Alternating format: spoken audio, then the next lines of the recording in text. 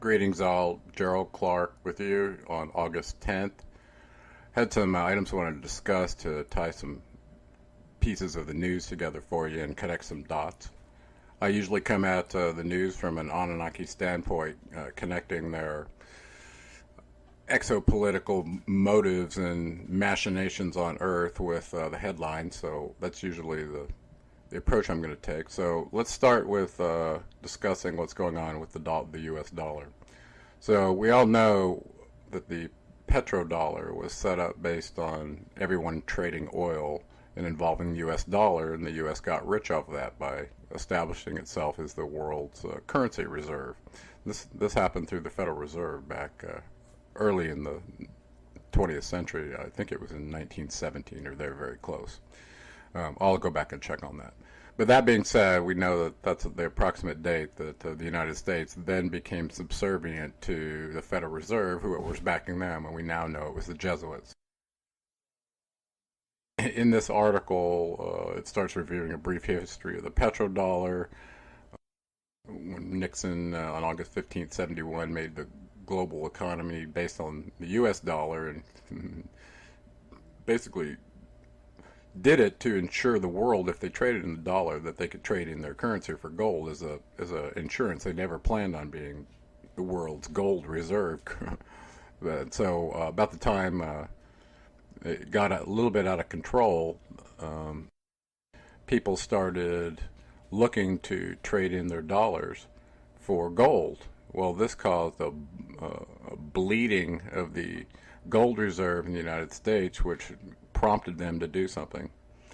So here we see that the U.S. dollar at that time, this was prior to the 1971 event, they'd fix it at a gold fixed rate, and this made the U.S. dollar convertible gold at a fixed rate of $35 per ounce with a global economic community. And so eventually, this led to a problem where they were just bleeding gold.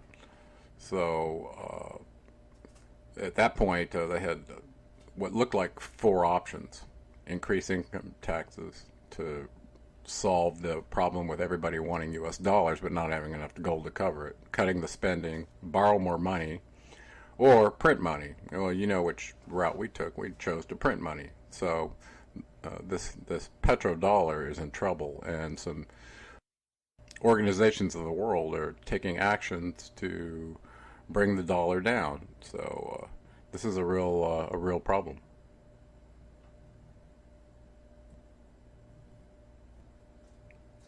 So further down in the article, in 1971, as this scheme progressed, so did the foreign demand for U.S. gold. And central banks began to cashing their excess dollars in exchange for the safety of gold.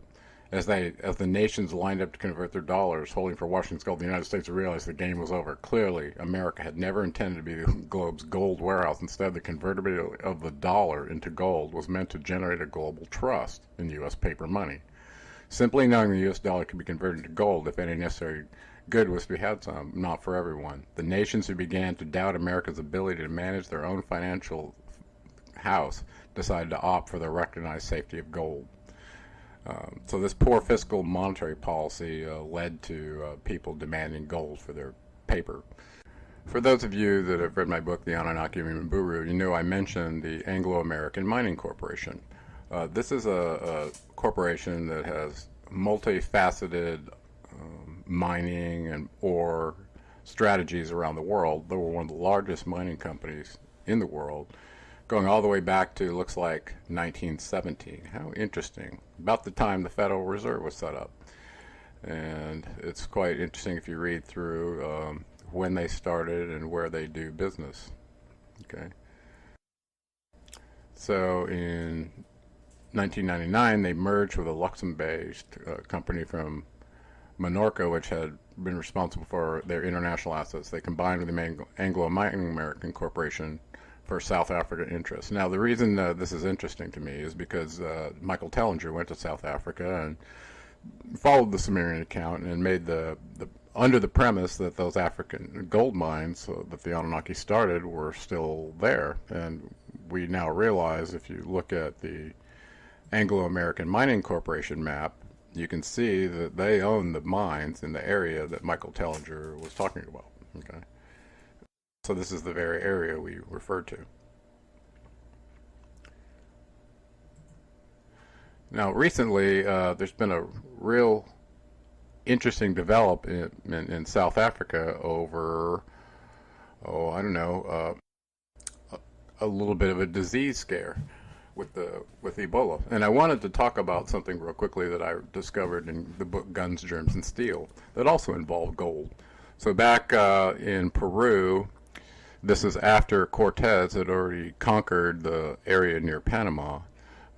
Pizarro went further south to an area called Cajamarca, where he had a plan with 148, I believe, Spanish soldiers to overtake the Aztec emperor Atayapa, who was significantly connected to his cousin, was Montezuma, who purportedly had lots of gold.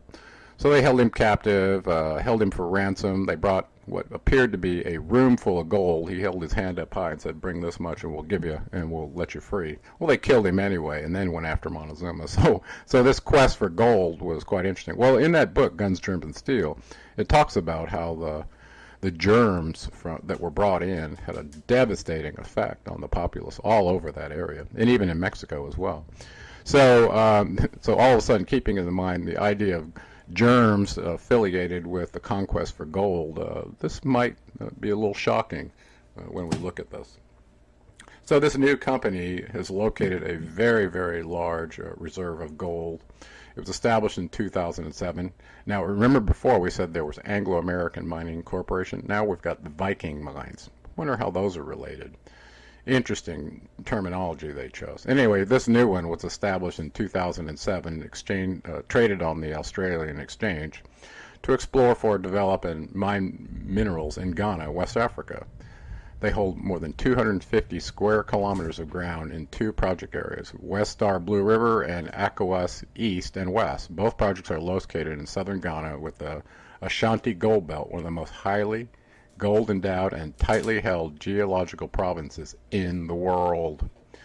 So, keeping that in mind, look at this very large claim that they've staked in Ghana, South Africa.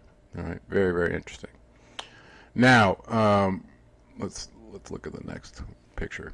So, if you look at Ghana here, in this area where the Akanasi mine is, you realize now all of a sudden that the same area is being frightened by the Ebola virus that's in Sierra Leone and Liberia and Nigeria, which is over here. So these areas are surrounding this Ghana area that they've staked out this mine. I find that quite interesting.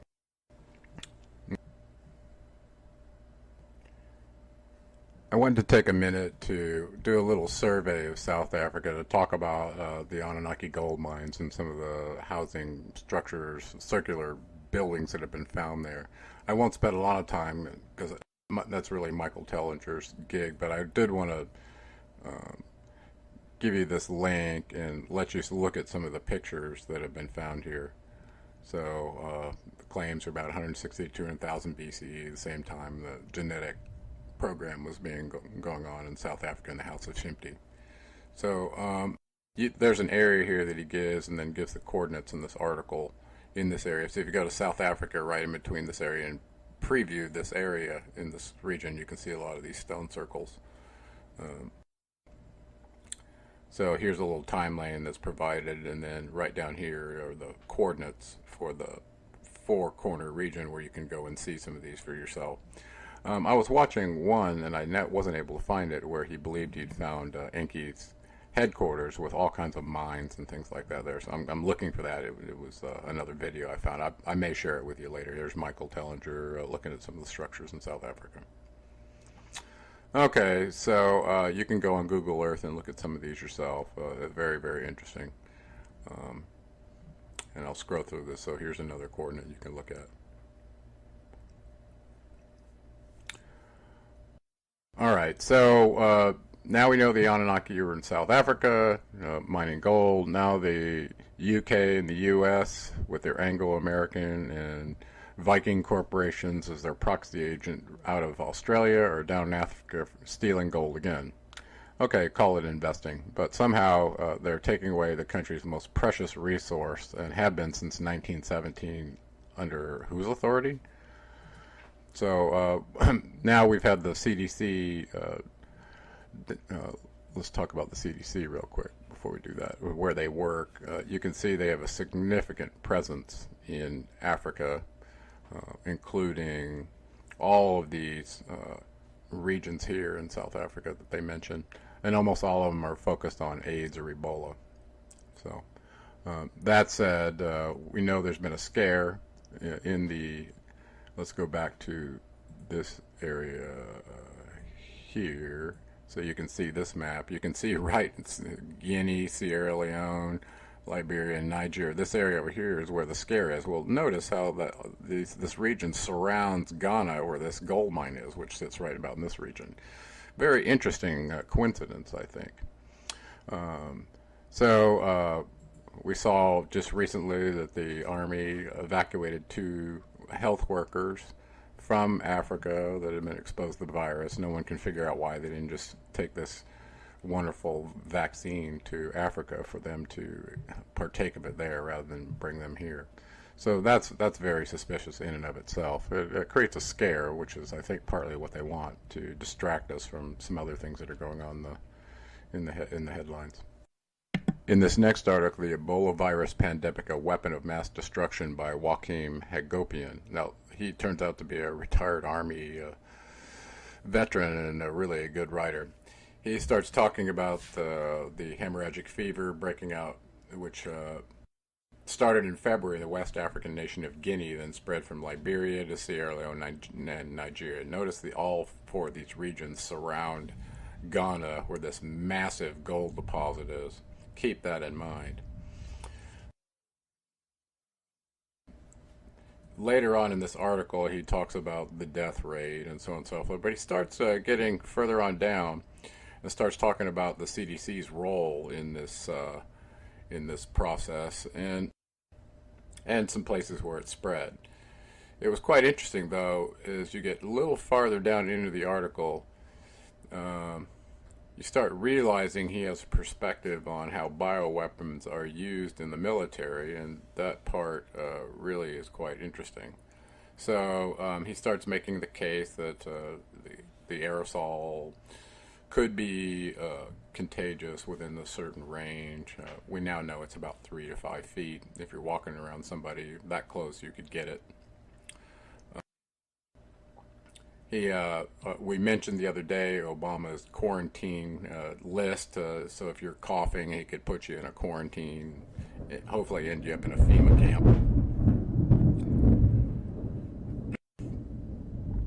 And further down, it starts talking about the development of a vaccine for Ebola, okay, and who invested in it, and so on and so forth. And also, there was a patent position filed by the United States. They have a patent on Ebola, so that they're able to sell the vaccine to everyone else. And I think I have a page on that just recently. But this is where it got interesting in the article. In Sierra Leone, they kicked out the Ebola researchers from Tulane University and the U.S. Army Medical Research Institute of Infectious Diseases. This was a known center for biowar research headquartered at Fort Detrick, Maryland. Just prior to that event, 2 weeks ago, after 3 nurses died from viral hemorrhagic fever, Sierra Leone nurses working heavily infested Kanema district actually went on strike, accusing the government's Ministry of Health and Sanitation of mishandling the pandemic that is rapidly spreading. Okay, so you got insiders that are disgruntled with how this thing's being treated. And later in the paragraph it says, it legitimately asks, have Tulane researchers done something to endanger public health? Meanwhile, more people are becoming infected and dying there in Sierra Leone, and so they're very concerned.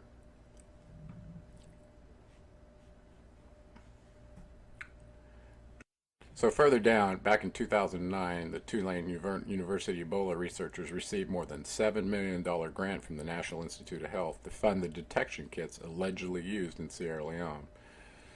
Okay, So they boasted of an earlier 3.8 million grant that led to the early test trials of the diagnostic kits that will aid in bioterrorism defense against a deadly viral disease. You have to understand the Army considers Ebola a weapon of mass destruction.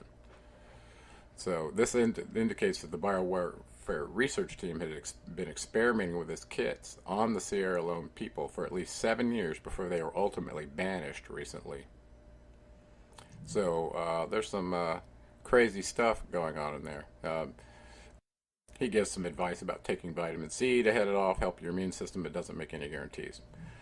So there you have some other interesting news about the CDC, the World Health Organization, and this potential scare that's going on. And here, the patent position from the United States is discussed. And I didn't go to the U.S. Patent and Trademark Office to bring up the actual patent, but if anybody's interested in it, we can do that. So here, from the patent description on the virus, the government states that it can extract the Ebola virus from patients, claims to have invented the virus, and files for a monopoly patent protection on the virus. So that has to make you wonder about what kind of evil they're up to, patenting a virus like this that's known to be a weapon of mass destruction.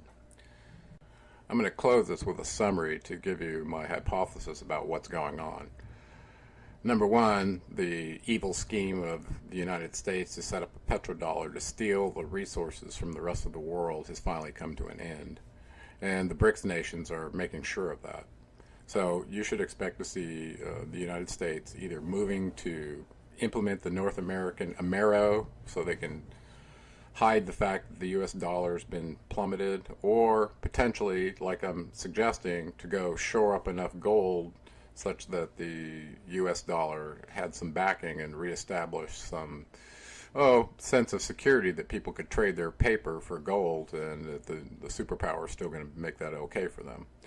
So given that, this insurgence in the African Leader Summit that just happened this last week involving African leaders, sponsored by the United States, while the Ebola virus and epidemic is going on, seemed kind of fishy to me. So there's clearly an imperialistic move to further exploit the resources of Africa that's been going on forever, but now it's getting quite focused.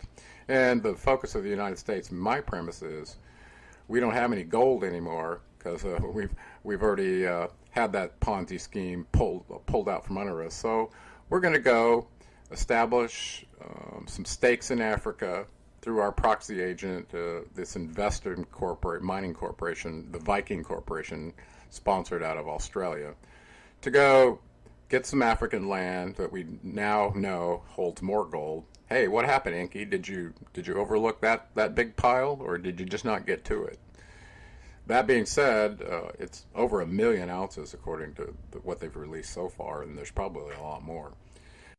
So they surround the stake in Ghana, put up their claim, bring in the scare tactics of the CDC with disease security surrounding the area, and only the people that get the vaccine are the ones that are stealing the gold for Obama.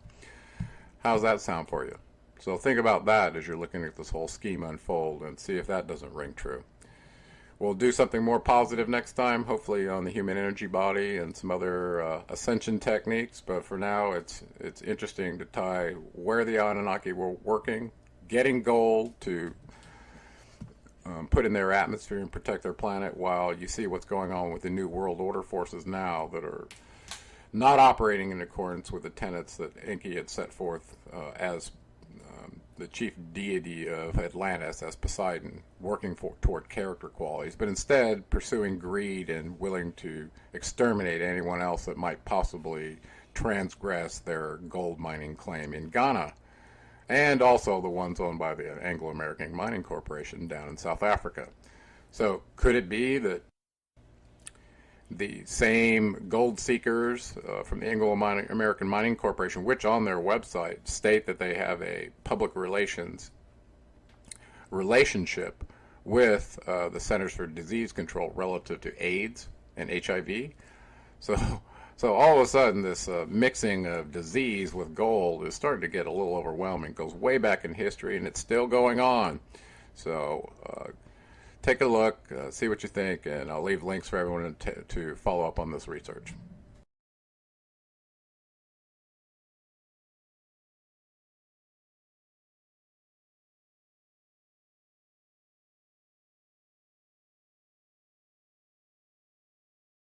Is in trouble, and some organizations of the world are taking actions to bring the dollar down. So this is a real problem.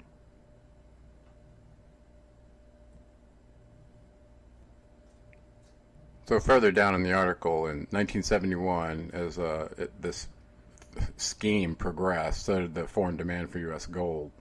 And central banks began to cashing their excess dollars in exchange for the safety of gold. As the nations lined up to convert their dollars, holding for Washington's gold, the United States realized the game was over. Clearly, America had never intended to be the globe's gold warehouse. Instead, the convertibility of the dollar into gold was meant to generate a global trust in U.S. paper money. Simply knowing the U.S. dollar could be converted to gold if any necessary good was to be had, some, not for everyone. The nations who began to doubt America's ability to manage their own financial house decided to opt for the recognized safety of gold. So this poor fiscal monetary policy led to people demanding gold for their paper. For those of you that have read my book, The Anunnaki Mburu, you know I mentioned the Anglo-American Mining Corporation. This is a corporation that has multifaceted mining and ore strategies around the world. They were one of the largest mining companies in the world, going all the way back to, looks like, 1917. How interesting. About the time the Federal Reserve was set up.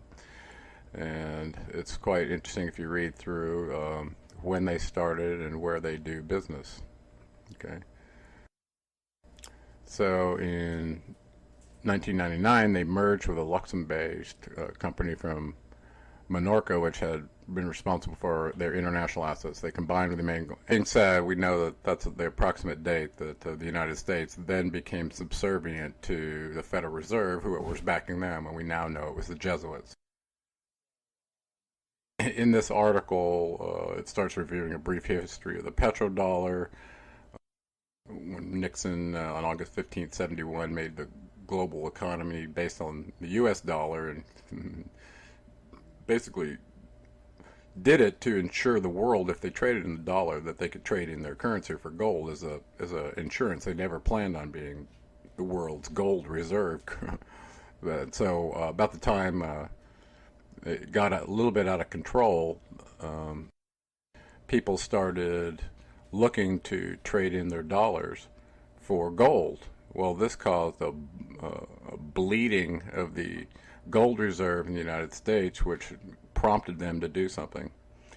So here we see that the U.S. dollar at that time, this was prior to the 1971 event, they'd fix it at a gold fixed rate, and this made the U.S. dollar convertible gold at a fixed rate of $35 per ounce with a global economic community. And so eventually this led to a problem where they were just bleeding gold.